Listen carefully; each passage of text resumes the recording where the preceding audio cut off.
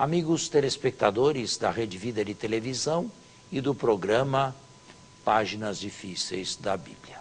Diácono Albérico, Sim? hoje, se não houver nenhuma mudança, é o nosso último programa de 2015. Perfeito.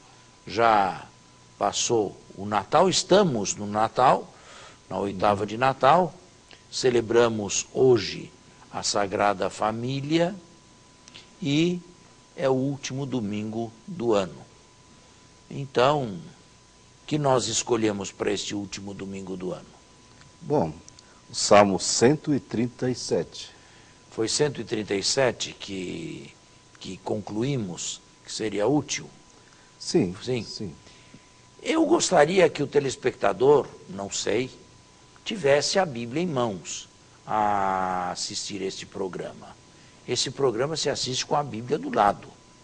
E eu acredito que cada um tenha uma Bíblia.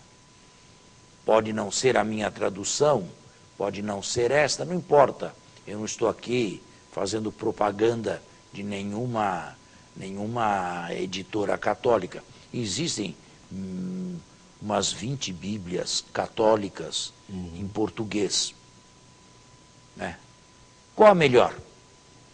Nem todas as traduções são aproximativas. Existem traduções boas e existem traduções menos boas, defeituosas. O normativo é, no nosso caso aqui, o texto hebraico e, diria também, a tradução, dada a sua venerabilidade e antiguidade, a tradução grega dos 70. Mas normativo mesmo é o texto hebraico. Diria, o texto hebraico, a tradução grega dos 70 e, quem sabe, o latim da nova Vulgata. São traduções de peso que merecem o nosso respeito. Sobretudo, diácono, saiba de uma coisa. A igreja fala que a escritura é inspirada. Sim, sim. Mas ela não diz qual é o texto inspirado. Não seria ela toda inspirada? Sim, toda inspirada. Mas ela no hebraico, ela no grego, ela no latim, ela em que língua? A igreja nunca se pronunciou a respeito disso. Eu tenho para mim, claro, que a tradução brasileira, portuguesa do Brasil, não é inspirada. A tradução. Ela será útil na medida em que se aproximar do texto original numa dessas 3 línguas aí. Sobretudo, uma das 2 primeiras. Porque, repito, a igreja não diz, nunca disse qual é o texto inspirado. Se é o texto hebraico, se é o texto grego. E, às vezes, acontece que há divergências entre o texto hebraico e o texto grego. Por exemplo, no livro do Eclesiástico, o texto hebraico que foi encontrado é mais breve que o texto grego. Por isso eu observei essa grande diferença.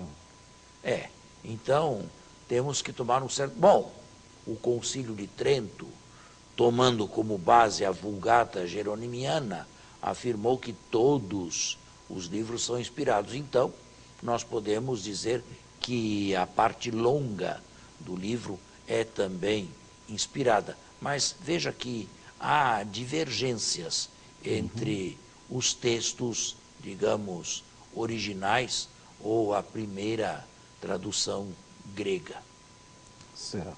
Agora, se vamos tratar do Salmo 137, seria necessário fazer uma breve introdução.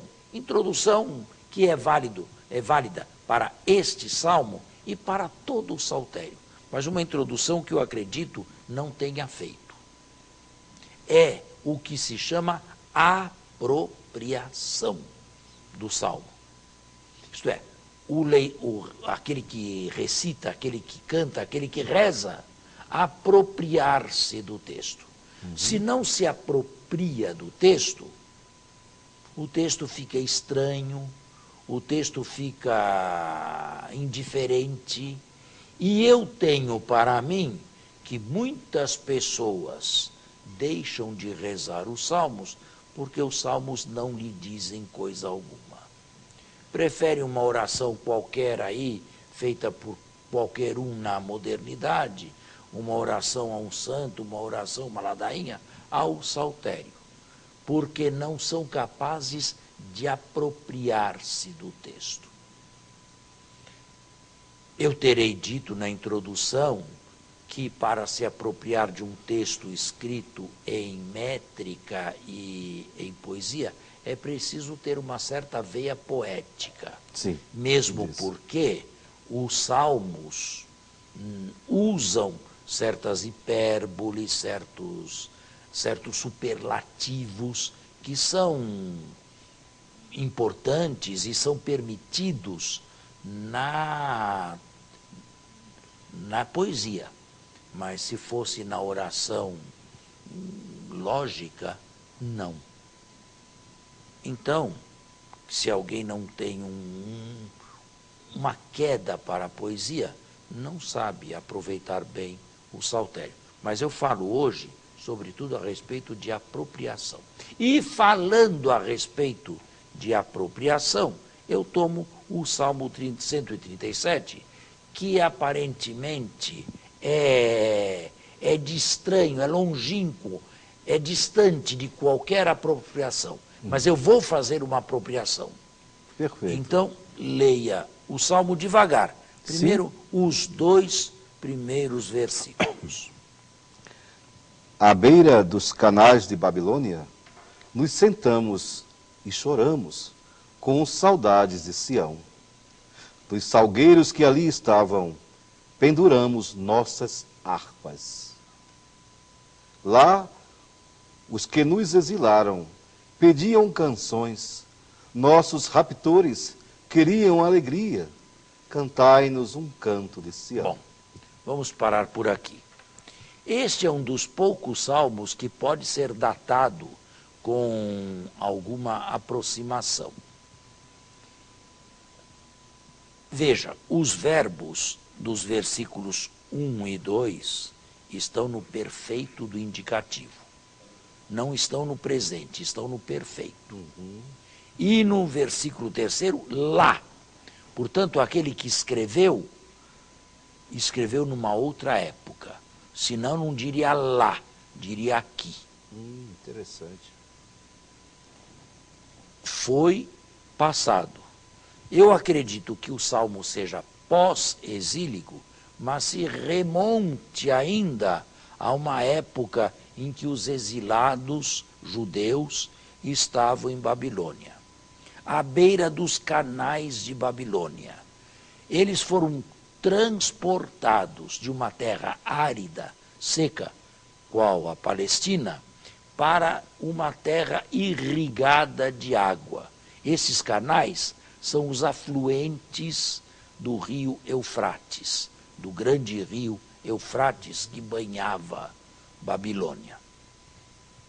Bem, mas não dizem aqui os autores ou o autor que estes canais eram fontes de alegria. Pelo contrário, sentávamos e choramos, sentávamos e chorávamos, com saudades de Sião, isto é, com saudades de Jerusalém. Esta é aquela porção dos judeus mais cheia de sorte, que não foi parar nem na prisão, nem na escravidão, mas teve uma liberdade vigiada. Com saudades de Sião. Para aumentar essa saudade, o sarcasmo do versículo 3º. Os que nos exilaram pediam canções, queriam alegria. Cantai-nos um canto de Sião. Isto aqui é sarcástico.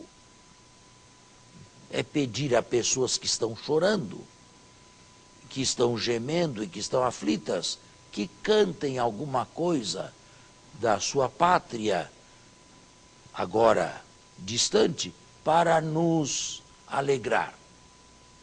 É irônico, profundamente irônico. E daí a pergunta, como poderíamos cantar um canto do Senhor numa terra estrangeira. Bom, imediatamente vem à mente o problema da apropriação.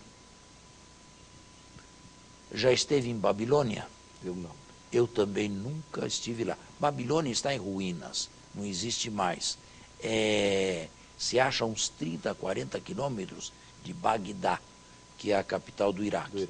Infelizmente, lamentavelmente, por desgraça, estas últimas guerras, esses últimos bombardeios que têm acontecido por lá, têm estragado muito e colocado em risco as ruínas dessa cidade de Babilônia, para a lamentação dos historiadores, dos arqueólogos e de todos nós. Mas Babilônia como tal não existe mais. O senhor nunca esteve em Babilônia, nem eu estive em Babilônia, não tenho saudades de Babilônia, não tenho vontade de conhecer Babilônia. O senhor também acredito que não. Não. E também não tenho saudade de Jerusalém. Leia o versículo 5º. Se eu me esquecer de ti, Jerusalém, que me seque a mão direita. Está vendo? Eu não tenho vontade de ir à Babilônia, mas também não tenho saudades, não morro de saudades de Jerusalém. Eu já estive em Jerusalém diversas vezes. Eu vou com frequência a Jerusalém. Mas dizer que tenho saudades de Jerusalém, eu gosto de Jerusalém. Eu estou bem em Jerusalém. Mas é uma terra que não é cristã. Nós cristãos naquela cidade somos minoria. É uma terra onde se celebra o mistério pascal, mas infelizmente não é uma cidade cristã. Vou lá, mas não morro de saudades por Jerusalém. E nem o senhor, e não imaginamos que Jerusalém seja importante para a nossa vida. Vamos fazer um intervalo e continuamos. Bem, estamos aqui no segundo round, né, o segundo tempo do nosso programa, e eu dizia que aparentemente Babilônia menos, e mesmo Jerusalém, não nos dizem muitas coisas, não é? Poderá conhecer Jerusalém também, mas morrer de saudade por Jerusalém, como esses exilados não. Então, como apropriar-se deste salmo aqui?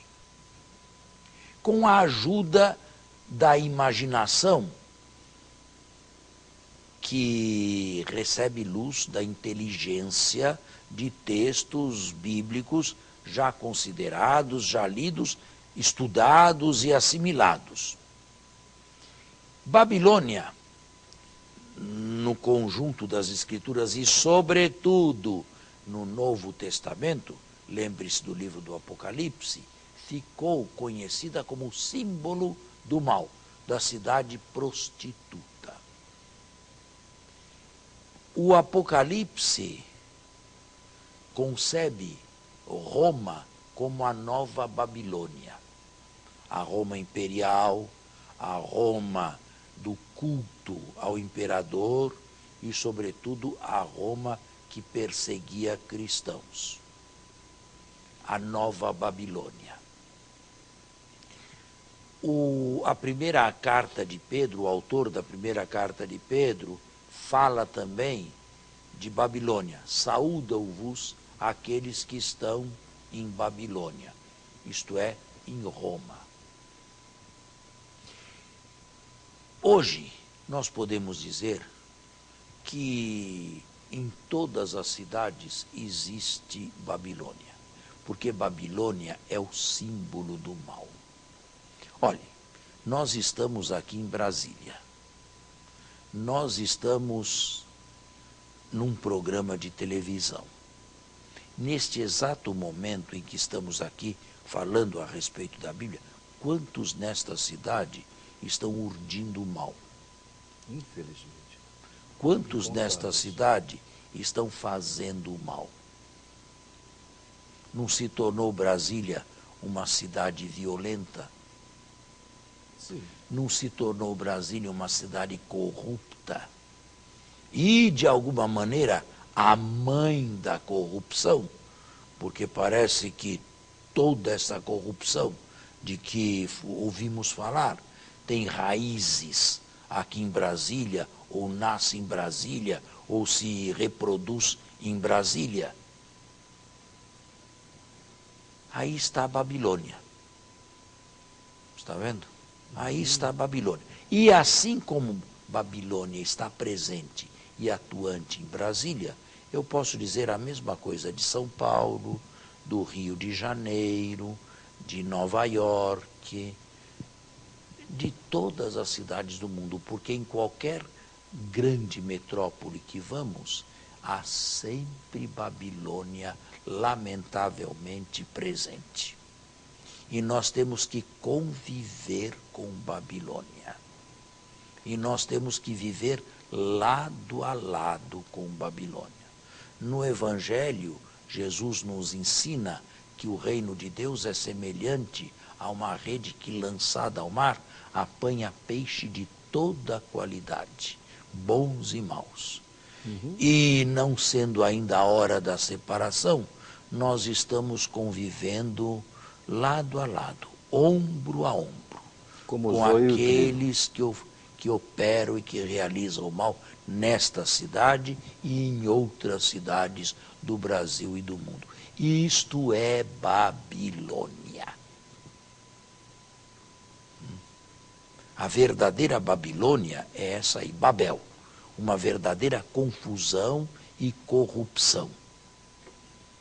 Lavagem de dinheiro e coisas desse porte aí. Tráfico de influências, tráfico de menores, escravidão, pornografia. Tudo isto acontece nessas grandes cidades. Homicídios. É a cultura da morte como um todo, né? Está vendo? A isto nós podemos dar o nome de Babilônia. E se fizermos isto, o Salmo começa a nos dizer respeito. Começa a nos interessar de perto. Está vendo? E Jerusalém? Jerusalém, Paulo já o fala na carta aos Gálatas, é, em primeiro lugar, a igreja, a nossa mãe. Depois o autor do Apocalipse falará da Jerusalém futura, que desce do céu, de junto de Deus. Mas agora é a nossa mãe igreja. A igreja está esparramada por Babilônia. Está. Assim como no tempo do Apocalipse e do autor da primeira epístola de Pedro, havia cristãos, núcleos cristãos em Babilônia, em Roma, hoje há núcleos cristãos, gente de bem, gente que faz o bem, gente que aborrece o mal, em todas essas cidades. Qual é o número maior? O dos habitantes de Babilônia ou dos habitantes de Jerusalém?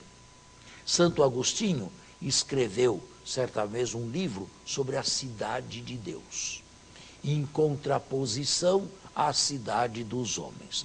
Dois amores construíram duas cidades. O amor de Deus até o desprezo de si, que constrói a cidade de Deus, e outro, o amor de si, que vai ao desprezo de Deus e que constrói a cidade terrestre, que nós chamamos aqui Babilônia. As duas cidades coexistem dentro de um mesmo número, dentro de uma mesma metrópole. Eu estou usando a imaginação, estou usando um pouco de conhecimento bíblico para atualizar esse salmo aqui. É a leitura espiritual, na verdade, não? É, mas, sobretudo, uma apropriação. Agora o salmo me começa a falar. Mas eu não preciso parar aí, eu posso continuar. Eu posso dizer que a linha que divide Babilônia de Jerusalém não passa rente a mim, ela passa dentro de mim. E dentro de mim, e dentro de todos nós, existe alguma coisa que pode receber o nome de Babilônia. São todas aquelas partes dentro de nós que não foram suficientemente evangelizadas, que não se converteram ao Evangelho.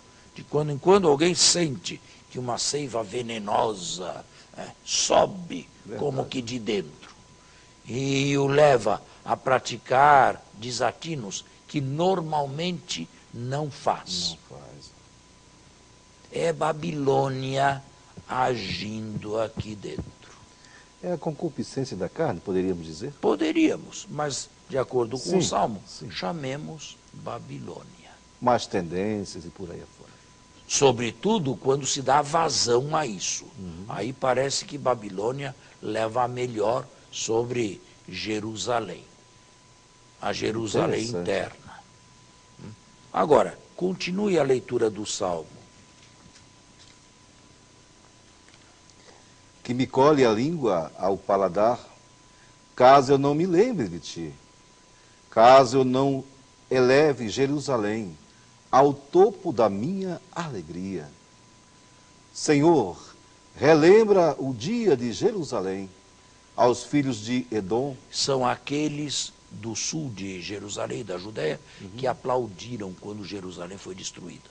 Ah, entendi.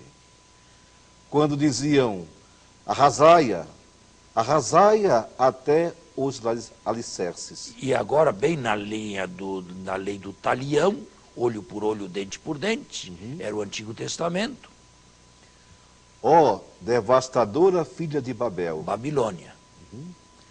feliz quem devolver a ti o mal que nos fizestes.